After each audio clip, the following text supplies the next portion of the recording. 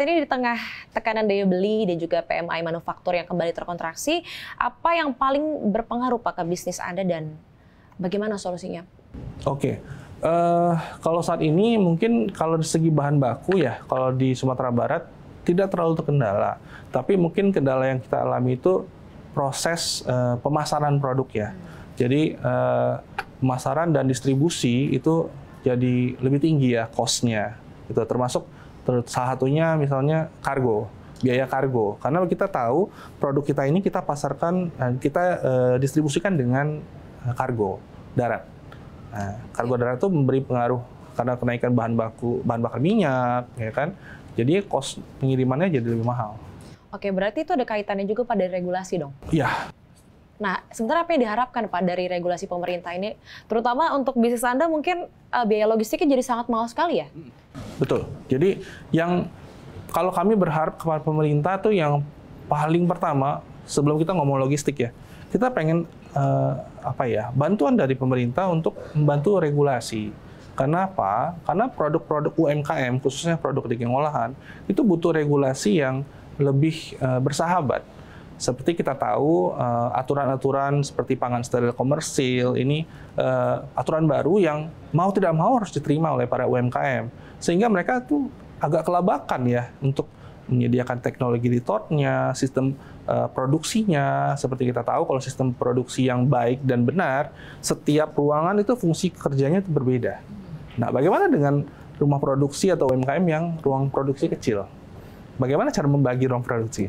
Nah, yang kedua, bagaimana cara mereka menyediakan teknologi retort di ruang produksi mereka, karena cost-nya tinggi. Nah, mungkin ada regulasi dan sekaligus support dari pemerintah, misalnya membuat rumah produksi bersama yang bisa diakses oleh para UMKM yang tidak memungkinkan memproduksi pangan steril komersil di rumah produksi mereka sendiri.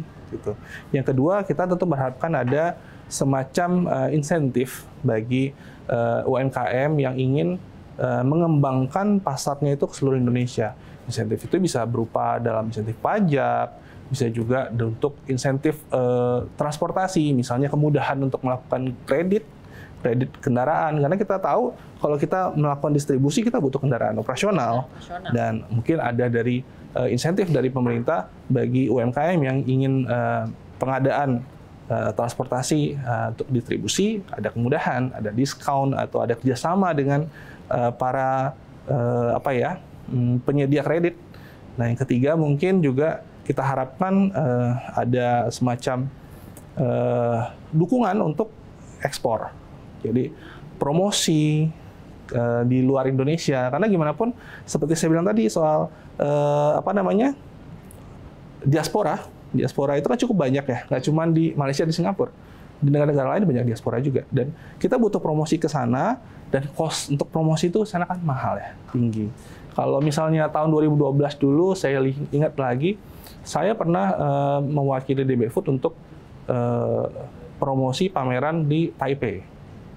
Di sana kita disupport oleh Kemendak, itu semuanya tuh kita disupport, jadi transportasi, pengiriman barang, bahkan akomodasi.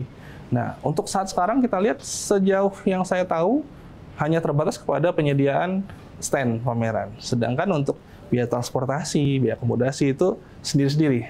Nah, artinya cost-nya jadi besar kan. Dan tidak semua UMKM bisa mengakses itu, bisa menyediakan dana untuk promosi ke luar negeri. Dan yang terakhir, untuk promosi skala nasional. Kita tahu untuk kita membuat suatu produk ini dikenal seluruh Indonesia itu butuh promosi ya, anggaran, advertising gitu kan. Dan bagi UMKM itu tidak mungkin menggelontorkan dana untuk membiayai promosinya sendiri. Karena kalau bagi UMKM pasti dananya itu lebih fokus ke operasional. Sedangkan kalau kita ngomong promosi di media, bagi sebagian orang tuh dianggap kan bakar duit ya, bakar uang. Nah, itu yang mungkin butuh disupport juga oleh pemerintah. Berarti banyak sekali dong Pak tantangannya. Tapi menurut Anda UMKM sekarang itu eksistensinya gimana sih Pak? Apakah kondisinya itu seperti apa Pak? Seperti kita tahu, UMKM ini adalah tulang punggung ekonomi Indonesia. Mereka bisa bertahan, mereka bisa survive dengan cara mereka sendiri. Tapi kalau mereka bisa difasilitasi, itu akan membuat eksistensi mereka akan lebih luas dan mereka bisa menjangkau pasar yang lebih besar lagi. Dan mudah-mudahan suatu hari UMKM bisa bergeser menjadi perusahaan yang terbuka misalnya, bisa IPO suatu hari misalnya. Jadi tidak terkunci di skala UMKM. Oke, tadi harapannya sudah Anda sebutkan satu persatu, mulai dari pemberian insentif, subsidi, lalu juga infrastruktur pendukung, regulasi yang jelas begitu. Tapi kalau dari bisnis Anda sendiri, Pak, ada rencana jangka panjangnya nggak sih, Pak? Ya, tahun 2030 rencananya DB Food akan melakukan IPO, dan kita persiapkan dari sekarang. Kita mulai membangun jaringan distribusi kita di seluruh Indonesia, terutama di kota-kota besar. Sudah dimulai tahun ini Surabaya. Tahun depan kita akan buka di Bali, kemudian akan berlanjut ke Makassar, Medan, dan sebagainya. Target kita DB Food bisa menjadi perusahaan berskala nasional dulu. Nah, setelah itu kita akan melakukan IPO, dan mudah-mudahan DB Food bisa menjadi produsen makanan Padang ready to eat nomor 1 di Indonesia.